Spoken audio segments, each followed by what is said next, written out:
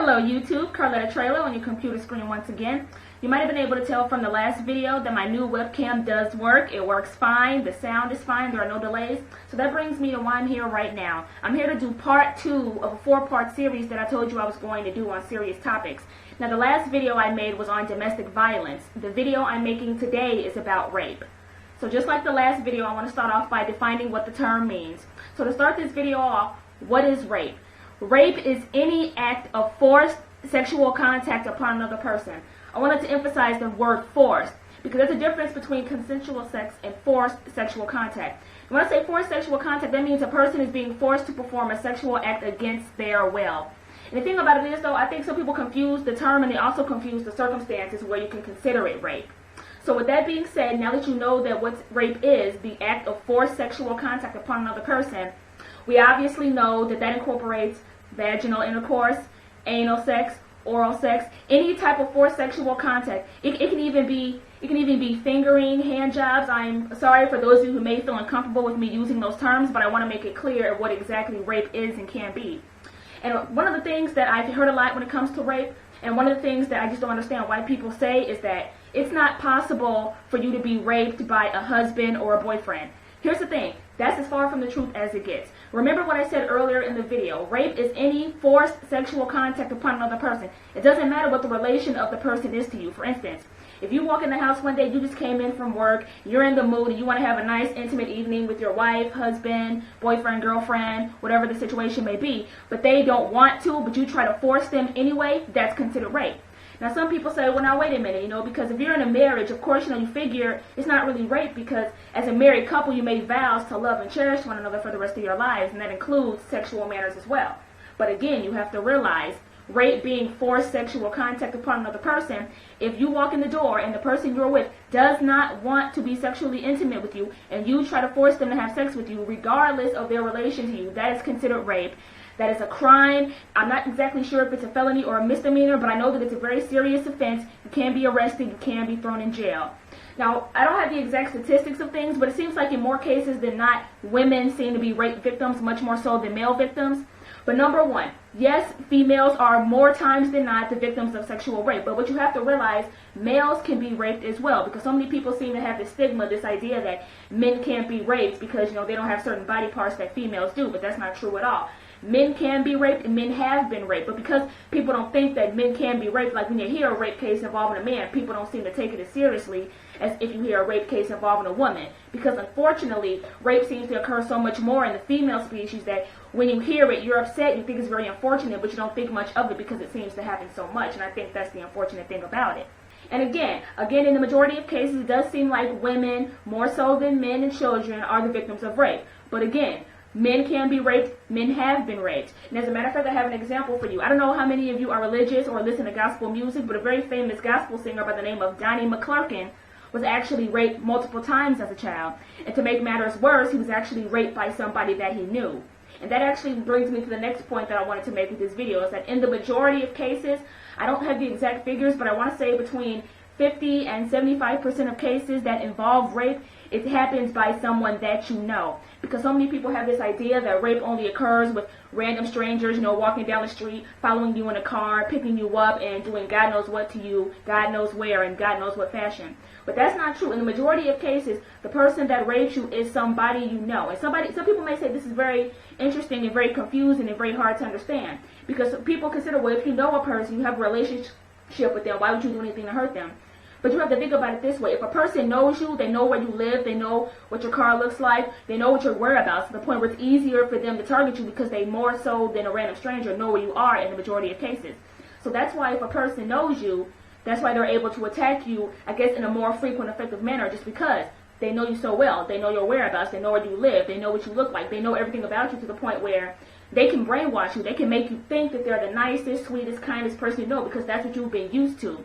And when you've gotten used to a person, you've gotten used to how they are, and you think that they're a great person, it's a lot harder to detect when they're not actually as kind and sweet and generous as you think they are. It's a lot harder to detect whether or not they're actually trying to harm you when you don't think that they're trying to harm you.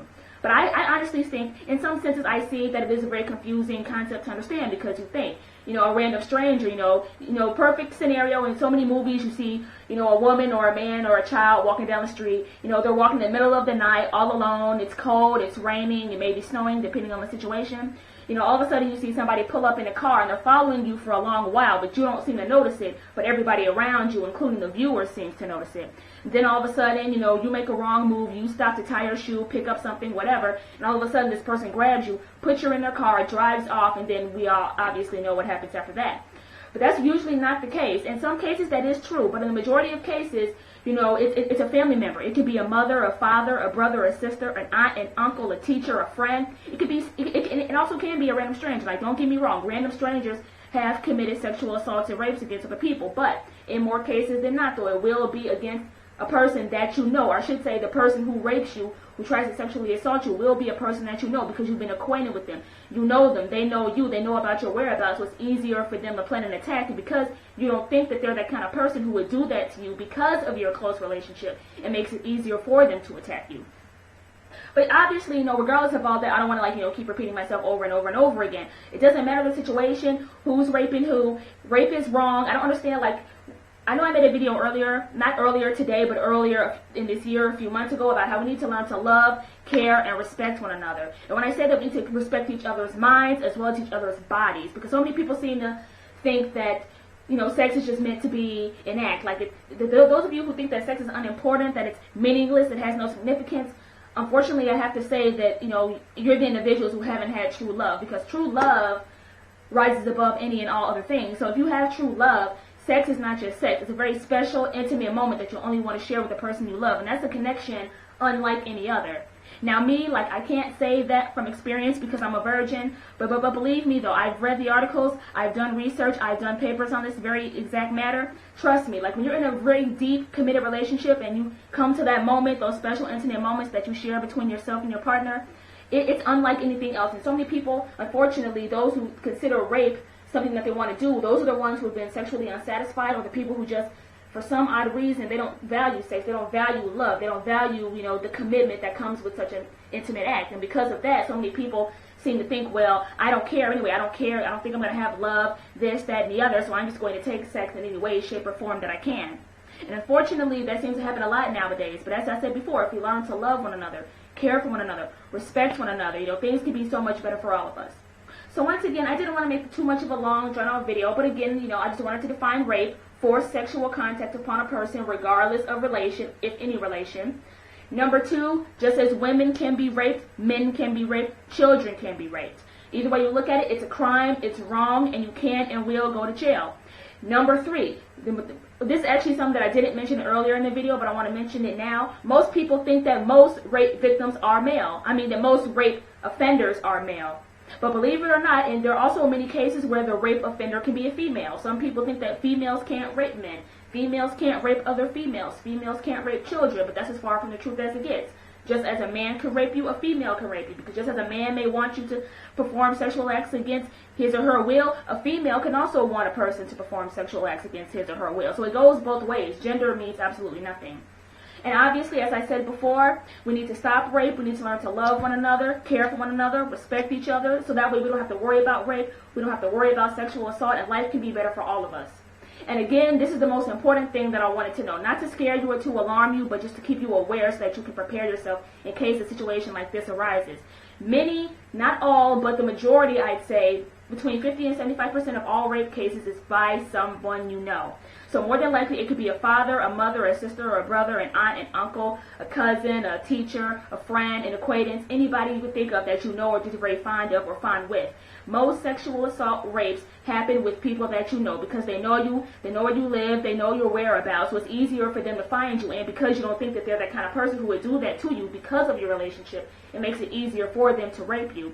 So these are really important pointers that I wanted to point out for you. And if you've been in a situation where you've been raped, or you are being raped, or you know someone who has or is in that situation, don't hesitate to help. Call the police, call helpline. There are so many different helplines and things available to help people who have been in these situations, so take advantage of them. They're there to help you. I'm here to help you. So let's work together to stop rape. Rape/sexual assault is wrong. It should have never started. It needs to end, and it needs to end now. Let's work together to make that happen. Thank you very much.